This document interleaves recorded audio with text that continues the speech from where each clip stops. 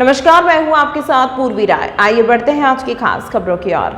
Traffic police ने यह बड़ी कार्रवाई पिछले 2 महीने के विशेष अभियान के तहत की है। नष्ट किए गए इन साइलेंसरों की मार्केट वैल्यू लाखों रुपए में आंकी गई है। ट्रैफिक पुलिस ने बताया कि बुलेट गाड़ियों में लगे ये मॉडिफाइड साइलेंसर तेज आवाज करने और फटके फोड़कर ध्वनि प्रदूषण फैलाने का काम कर रहे थे, जिससे आम नागरिक विशेषकर बच्चे और बुजुर्ग परेशान होते थे और दुर्घटना का खतरा भी बना रहता था। ट्रैफिक पुलिस ने इन 2 महीनों के दौरान विशेष चेकिंग अभियान चलाया, जिसमें इन 57 साइलेंसरों और एक स्कूटर को जब्त किया गया। इसमें इस दौरान नियमों का उल्लंघन करने वाली सभी गाड़ियों पर 1000 रुपये का चालान भी बनाया गया। यह पहली बार नहीं है जब उज्जैन पुलिस ने इस तरह की कार्रवाई की है। इससे पहले भी शहर में ध्वनि प्रदूषण पर लगाम लगाने के उद्देश्य से 150 से अधिक मॉडिफाइड साइलेंसरों को नष्ट करने की कार्रवाई उज्जैन पुलिस द्वारा की जा चुकी है।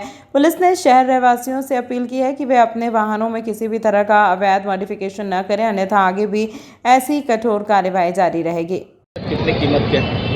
उज्जैन ट्रैफिक पुलिस द्वारा लगभग 30 से अधिक 5 लाख से अधिक राशि के साइलेंसर आज सार्वजनिक स्तर पर नष्ट किए गए। इसमें हमारा स्पष्ट मैसेज है कि कहीं भी किसी भी स्तर पर जो अनवांटेड और गैर मापदंड के जो साइलेंसर हैं उनको अलाउ नहीं किया जाएगा।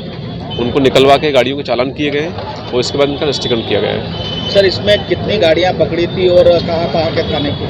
हम लोग लगा ये पूरे शहर की गाड़ियां हैं। ट्रैफिक पुलिस की कार्रवाई संयुक्त रूप से की गई है। इसमें अलग अलग मार्गों पे जहां हमारे चेकिंग पॉइंट लगते हैं गाड़ियां पकड़ते हैं। कुछ साइलेंसर जो है जो मापदंड के अनुरूप नहीं है या जिसमें अलग से ध्वनि प्रदूषण होता है उनको निकलवा के उस गाड़ी का तत्काल चालान होता है और उसका नियम के अनुरूप नष्टीकरण करवाया जाता है। कितने दिन की कार्रवाई चली थी ये पिछले 1 महीने की कार्रवाई है। लगातार इसमें आगे भी कार्रवाई की जाएगी। आगे भी हम लोग इस तरह की कार्रवाई को कंटिन्यू करेंगे।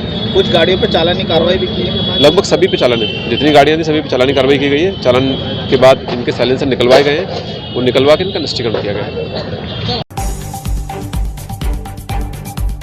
महाकालेश्वर भगवान आज मनमहेश रूप में विराजमान है। सवारी में इस बार पहली बार महाकालेश्वर मंदिर प्रबंध समिति का अपना बैंड दल भी शामिल हुआ है। इसके साथ ही पुलिस बैंड, घुड़सवार दल और सशस्त्र पुलिस बल के जवान भी सवारी के साथ चल रहे हैं। भगवान महाकाल की सवारी मंदिर से निकलकर गुदरी चौक, बख्शी बाजार, कहारवाड़ी होते हुए रामघाट पहुंची, जहां मां शिप्रा के तट पर विधिवत पूजन अर्चन किया जाएगा। इसके बाद सवारी गनकोट दरवाजा, मोड़ की धर्मशाला, कार्तिक चौक, खाती का मंदिर, टंकी चौक, छतरी चौक, गोपाल मंदिर, पटनी बाजार और गुदरी बाजार से होते हुए पुनः श्री महाकालेश्वर मंदिर लौटेगी। परंपरा अनुसार कार्तिक और अगहन मार्गशीर्ष माह में कुल 4 सवारियां निकाली जाएंगी। द्वितीय सवारी 3 नवंबर को और हरिहर मिलन के रूप में तृतीय सवारी 10 नवंबर को और राजसी सवारी 17 नवंबर को निकलेगी।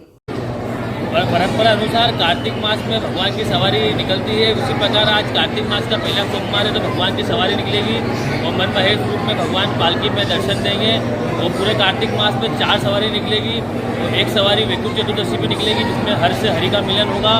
वो बाबा महाकाल महाराज पूरा पृथ्वी का भार गोपाल जी को सौंपेंगे और उसके बाद तत्पश्चात पूजन होकर वापस सवारी मंदिर लौटेगी। आज के स्वरूप में भगवान महाकाल दर्शन देंगे। मनमहेश स्वरूप में भगवान महाकाल दर्शन देंगे आज पालकी। कौन कौन से मार्गों से होती जाएगी? ये पुराने पारंपरिक मार्ग से ही सवारी निकलेगी।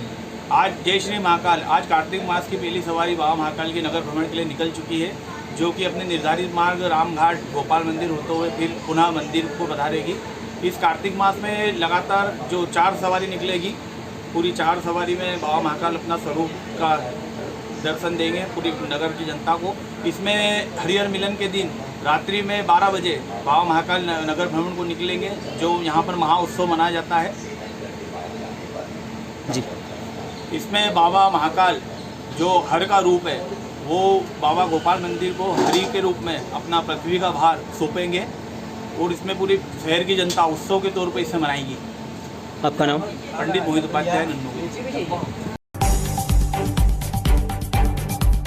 मंदिर प्रबंध समिति की ओर से भस्म आरती प्रभारी आशीष दुबे ने श्रीकांत का सम्मान किया।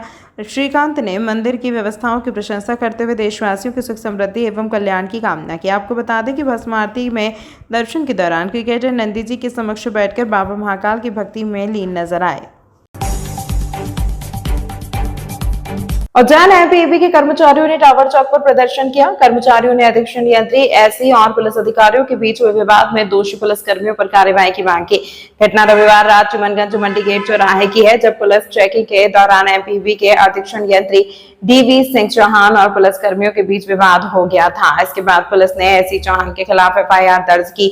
मध्य प्रदेश अधिकारी कर्मचारी संयुक्त मोर्चा के अध्यक्ष सीके वैष्णव ने बताया कि ड्यूटी से लौट रहे अधीक्षण यंत्री के साथ हुई अभद्रता 6 घंटे थाने में बैठाए रखने और एफआईआर दर्ज करने का विरोध किया जाएगा। हम मांग करते हैं कि एफआईआर निरस्त कर दोषी पुलिसकर्मियों पर कार्रवाई की जाए।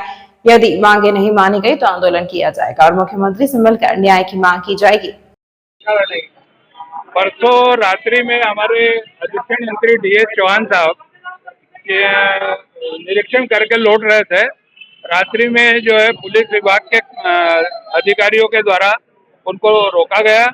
रोकने के बाद में उनसे अभद्र व्यवहार करके उनके साथ मारपीट की गई और करीब 6 घंटे तक उनको थाने में जबरन बिठाया गया। इससे जो है उनको सिर में और मुंह पे सब दूर चोटें भी आई है। इस सब के बाद भी उनकी बात को जबरन उनसे माफीनामा लिखवा करके उल्टा उनके विरुद्ध एफआईआर दर्ज कर ली गई। इस सब से जो है हमारे सभी कर्मचारी और अधिकारियों में आक्रोश व्याप्त है, जबकि उनके एसपी साहब ने आश्वस्त किया था कि किसी प्रकार की कोई एफआईआर दर्ज नहीं की जाएगी।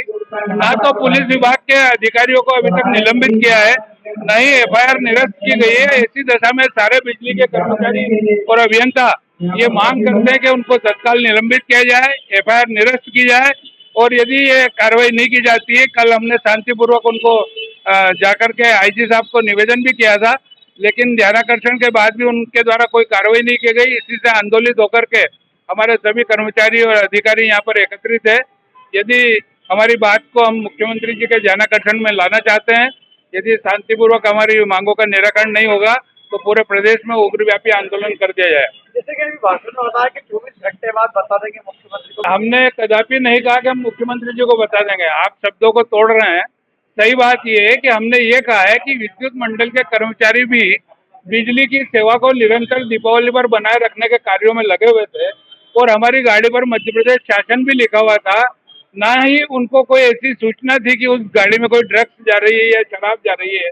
उसके बाद भी चेकिंग के नाम पर उनको जबरिया गाड़ी में से उतार कर उनके साथ मारपीट की गई है और उनके निशान जो है उनके चेहरे पर है, उसका मेडिकल नहीं करवाते हुए उल्टा एफआईआर दर्ज कर ली गई है। पुलिस विभाग की जांच की है और वो 57 साल का व्यक्ति है, उनका मेडिकल भी करवाया गया, उसमें कोई शराब के वो एल्कोहल का कोई निशान नहीं आया। तो ऐसी दशा में अब आप ये बताइए कि हम लोग निर्भीक होकर के नौकरी करें या नहीं करें? हमारा ये कहना है। होती है तो क्या करेगा विद्युत विभाग? हम बिल्कुल अपने ध्यानाकर्षण के लिए जो है पूरे प्रदेश व्यापी आंदोलन करेंगे और इसके बाद भी निराकरण नहीं होगा तो हम माननीय मुख्यमंत्री जी से गुहार लगाएंगे कि इसकी निष्पक्ष जांच की जाए और इनको तत्काल निलंबित किया जाए। आपका नाम और पद? जीके वैष्णव, अध्यक्ष मध्य प्रदेश विद्युत अधिकारी कर्मचारी संयुक्त मोर्चा। इस अंक में फिलहाल इतना ही। अगले अंक में फिर मुलाकात होगी, तब तक के लिए नमस्कार।